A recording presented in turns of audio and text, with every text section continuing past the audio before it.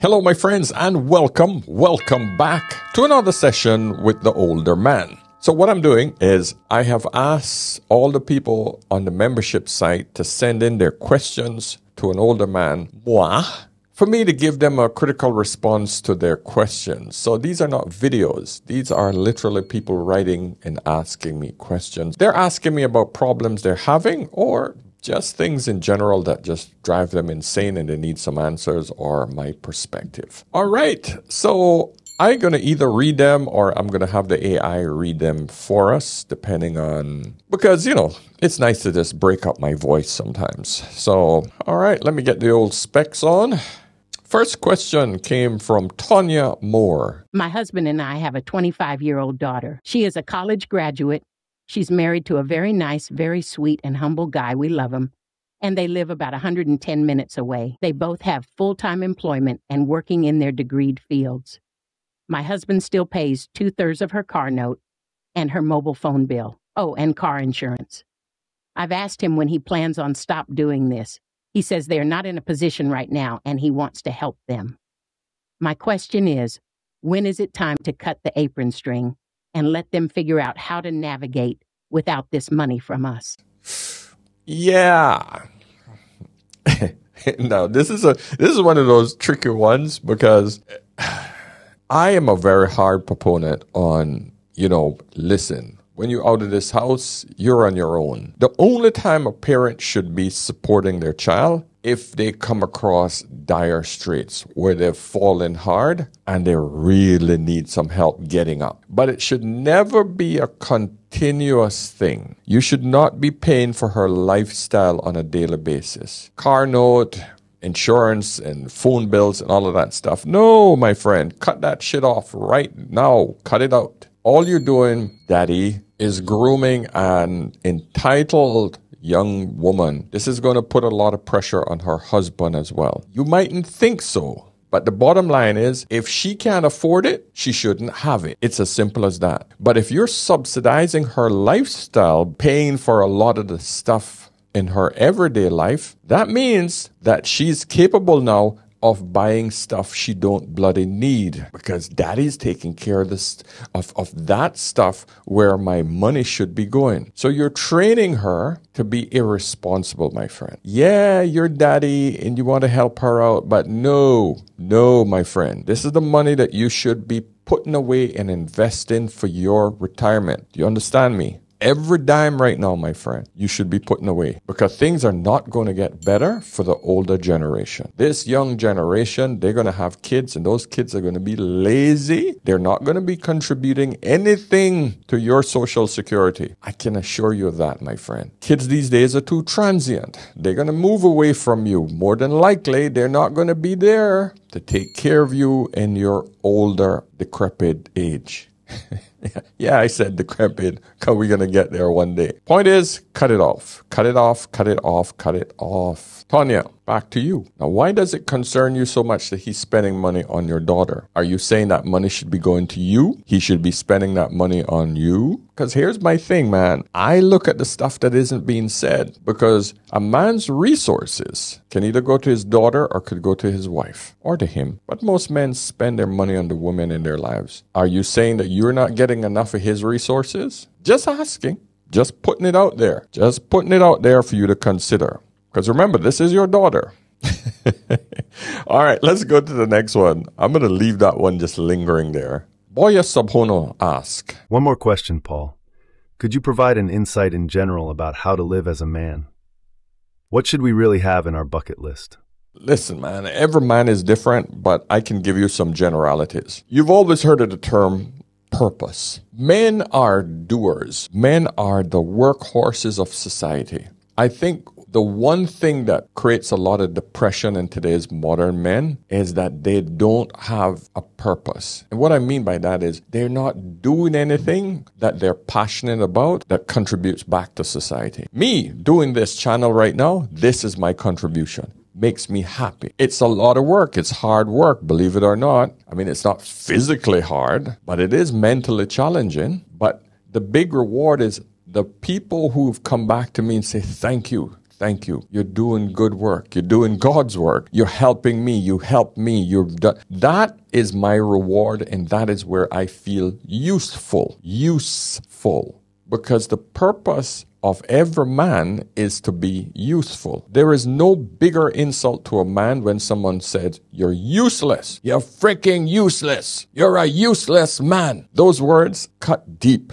deep, deep, deep, deep. Okay? So how to live your life, I feel, must fall under a number of different categories. You have to take care of your health, your physical health first. Why? Because if you don't have freaking physical health, you're useless in every other department. There is nothing worse than a man who cannot function physically. If you're not physically strong, you're going to mentally deteriorate. Those freaking Cheeto eating guys playing video games and doing shit all day that are out of shape, eventually they're going to start needing more sleep, more downtime. Their mental energy is going to be short. They're going to start losing all of their games. They're going to get even more depressed. When you're physically fit, you can stay up all night. You can do your shit, right? So physical fitness is number one. That in turn will get you mentally fit. Second thing is you need to have a network of other men, not women. Other men in your life. You need a good friend. 2 or 3 would be essential. You need someone to talk to. That is a purpose in itself. Seriously, it is one of the most fulfilling things that you'll ever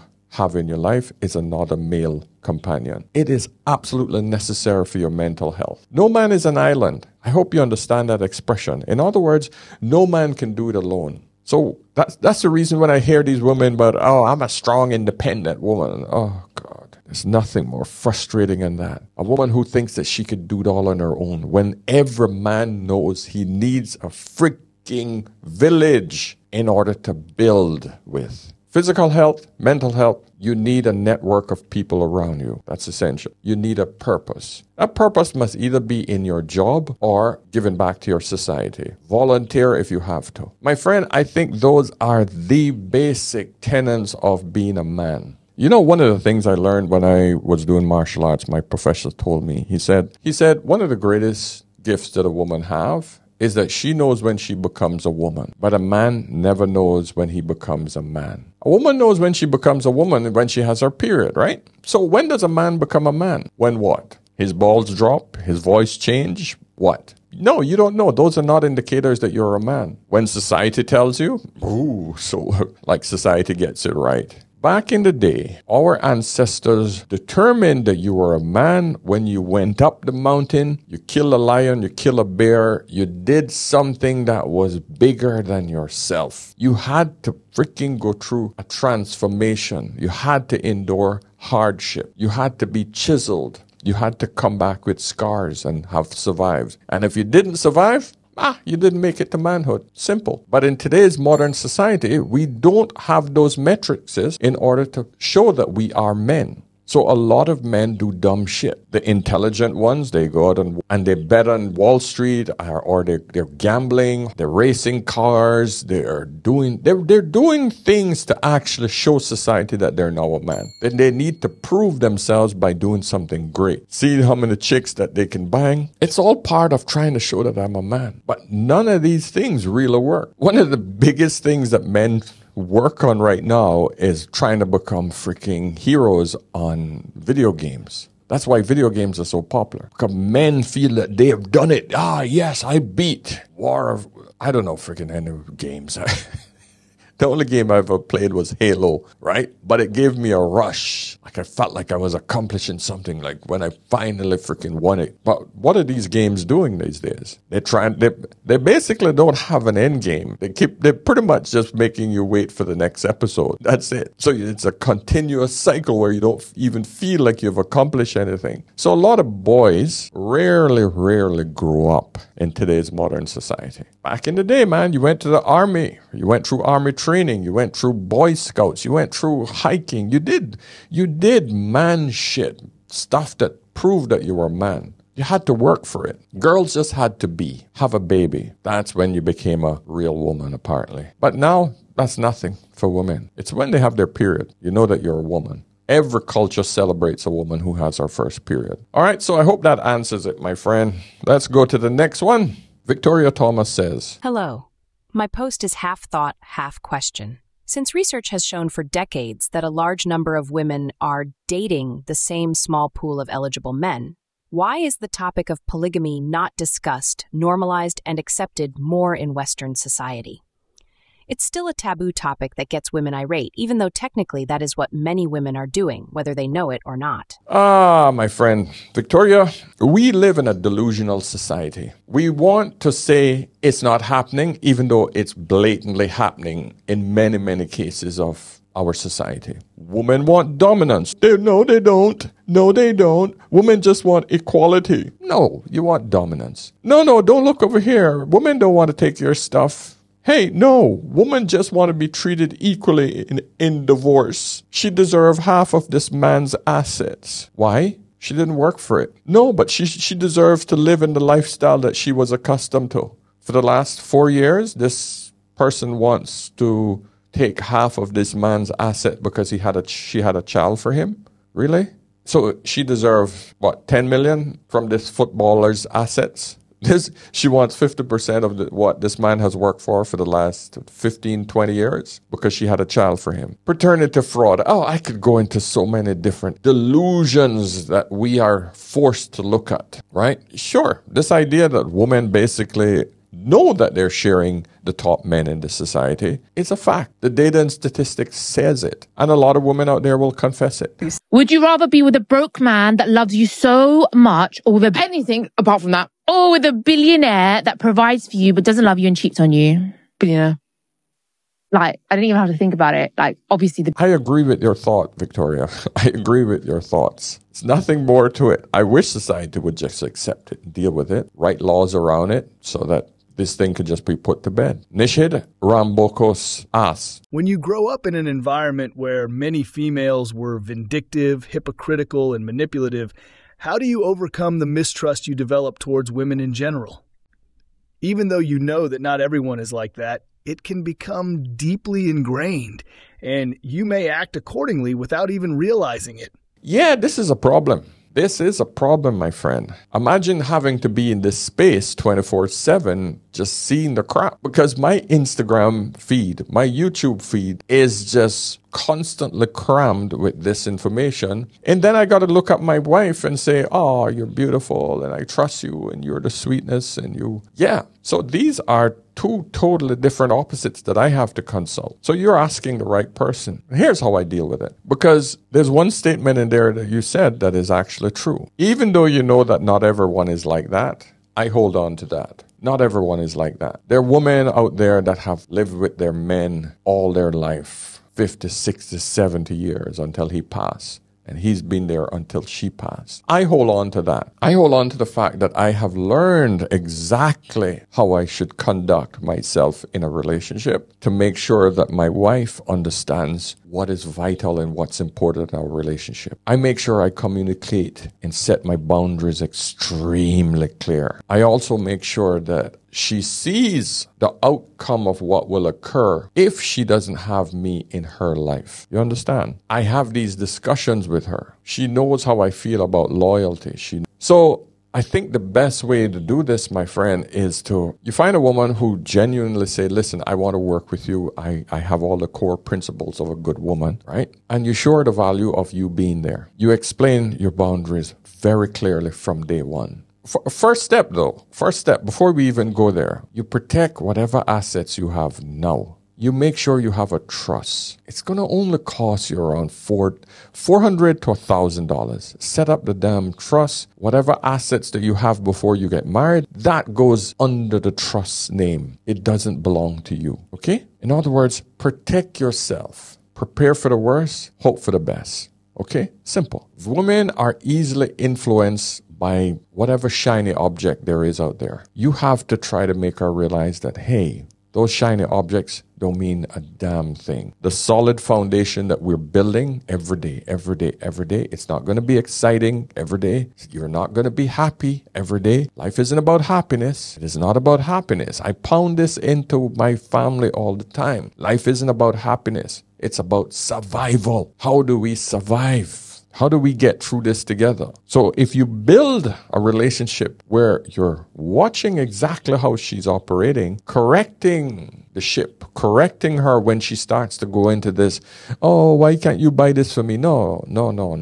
I'm not buying that for you because look, if we buy this today, guess what? We're not going to be able to do this in 5 years. Keep showing her the future. Women can't see the future. Keep showing her the shiny objects in the future. And I think as you go through time with a woman, she starts to see that your guidance is vital to her. That's the best you can do. To me, there's nothing else to it, my friend. Nothing else you can do, really, because she has her own mind and you have yours. But if she's willing to get under your program and your program is disciplined, but still has some fun in it, and just making her realize that, hey, I'm coaching you through this life, my friend. If she will get on your program, you'll be okay. Just watch out for the warning signs and just keep correcting it. Just make her know you don't tolerate bullshit. It's not simple, my friend. It's hard work. Let's go to the next one. Janet Evans says, if it is good biologically for people to marry younger, why is there such a high failure rate, at least in the U.S., of people who marry in their early 20s?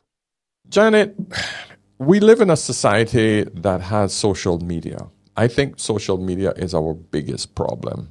And add to that, we have a women's movement that keep pushing this idea of happiness, right? Happiness is a fleeting thing. It's subjective. But they've pushed this one simple mantra that you should have your fun in your young years, girl. You should have fun in your young years. Don't miss out on it. And a lot of these old broads have been telling young girls this shit. Those old broads that have either beaten themselves out in their 20s and are now bitter and want to make sure all the other young girls fail, they're now talking to each other. And because this idea of happiness is such a prevalent thing in our society, all of these old broads who got married young and have now lived life. This is one of the shitty parts about life. Life isn't fun.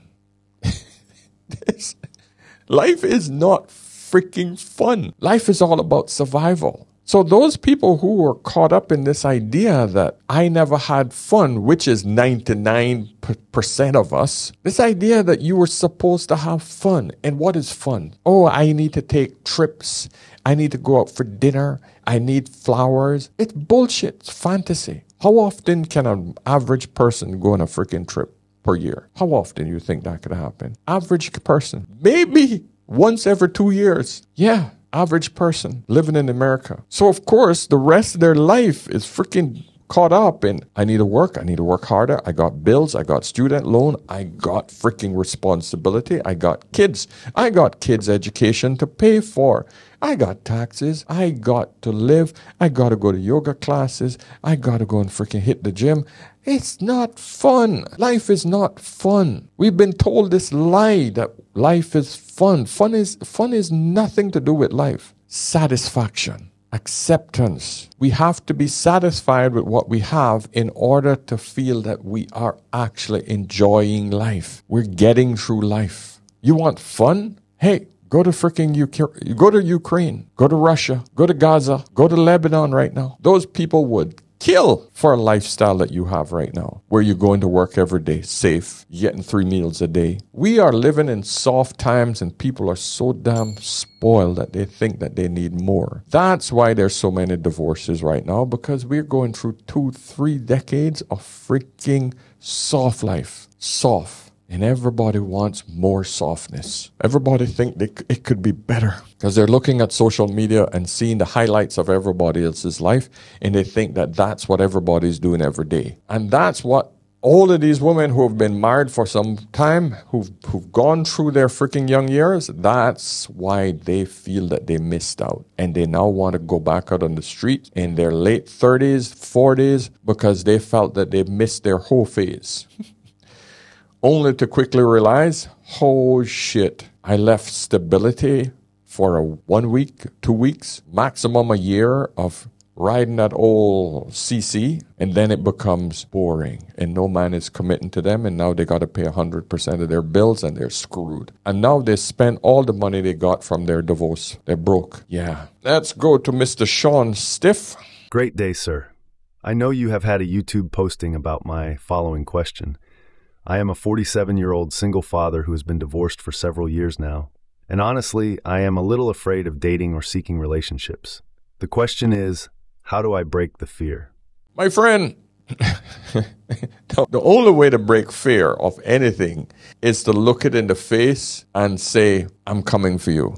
That's the only way to break any fear. Whether it's the fear of flying, whether it's the fear of heights, whether it's the fear of whatever. You just got to look it in the face and say, I'm going to just do it. Because one thing that I've noticed in life, the only thing that is worse than not doing something or trying something or saying something to someone else or just jumping into it is regret. Regret is a bitch.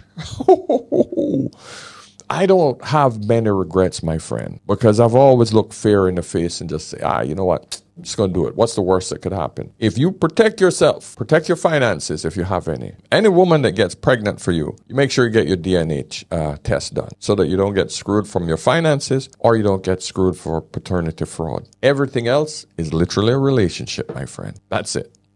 Do not marry a woman who is not working. That will stop you from getting screwed with alimony. So after that, you're good to go. Just protect yourself first. Cover your bases and just jump right back in it, my friend. That's how I look at life. The only way to fight fear is to just punch it in the face and go through it. Next, Jorin Chung says, Hey man, I just watched the introduction video of your gorgeous girl. Well done. Hearing so much about her, really nice to see her supporting you. Now that is what all men want, a supporting lady. Supporting you too. See ya. I thought that was a question, but he was just complimenting my wife. Listen, man, it's nothing better than doing something with a person who supports you and who wants to jump on your program. Listen, you won't see her on YouTube. That's not her thing. It would be a miracle if that happens. But she'll gladly support me over on the membership site, and she will openly talk to anyone who joins the membership site. So she's joining me on the Zoom calls. So guys, hey, if you want some of this, go over to the membership site. Now, here's a great announcement. I am now opening the membership site up free for everyone. Okay? I'm gonna start with a different strategy because too many of you guys been complaining, why are you making it free for women and men gotta pay? Listen, life isn't fair. You guys got to get that out of your head, right? Life isn't fair. But another thing isn't fair as well is that, hey, I can't just keep doing this over and over and over and over and doing it for free, all right? So you guys got to realize I got to get paid somewhere, somehow. But I do realize that I don't want to frustrate my followers, and I will be providing courses and other goodies up there, affiliate links, etc., where you guys can support me, okay? So I'm not making it mandatory for you guys to pay. I want to get away from that. I'm always this guy that, listen, my time is money, like anybody else's, but I also believe in giving value for money. And if you feel that you're getting value from me, I know you'll support me. You won't feel bad about supporting me because, hey, I'm working my ass off to do this. So I'm going to give you as much value as possible. So when you see something that is worth something to you and you feel that you can give back to me, by all means, I know you'll do that. All right. So listen, my friends. This was the Ask an Older Man section. I'm going to do this more often. This is only open to the members who do come to the site. It's free now, guys. Come on over there. Join up. It's just a lot of like-minded people over there. Just come on over and join up. Those of you that have paid so far, I'm going to give you a refund. So listen, don't worry about it. You're going to get a refund going back into your account. Okay? So my friends, until next time, remember, whenever in doubt, always ask an older man. I'll see you soon. Cheers.